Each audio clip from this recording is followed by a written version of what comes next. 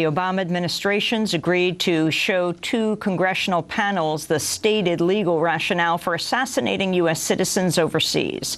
On Thursday, the White House directed the Justice Department to release a controversial 2010 memo to the House and Senate Intelligence Committees.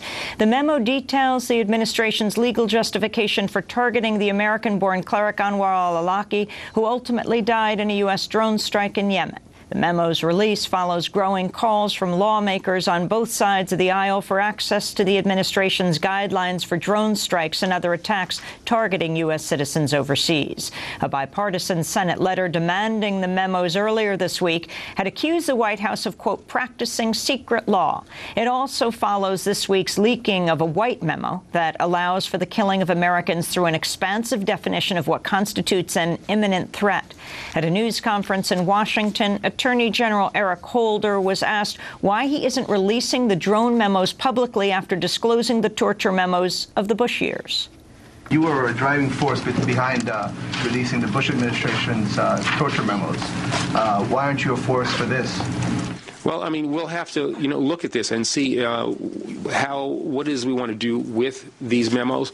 But you have to understand that we are talking about things that go into really kind of how we conduct our offensive operations against a clear and present danger to this nation. The release of the assassination memos to lawmakers was also announced on the eve of today's confirmation hearing for CIA nominee John Brennan, who some have dubbed President Obama's assassination czar.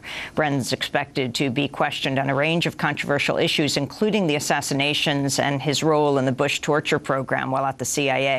Speaking this morning on MSNBC, Democratic Senator Ron Wyden of Oregon said U.S. citizens should be able to know why the government has targeted them for assassination.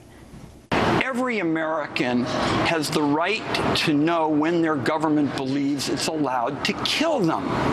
I don't think that, as one person said, that is too much to ask. And this idea that security and liberty are mutually exclusive, that you can have only one or the other, is something I reject.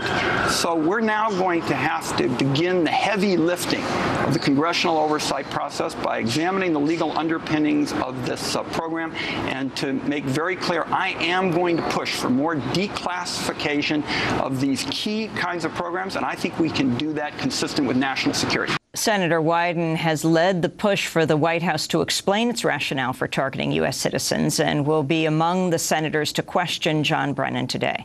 After suggesting he would consider filibustering Brennan's nomination, Wyden received a personal phone call from President Obama Wednesday night to inform him of the memo's release.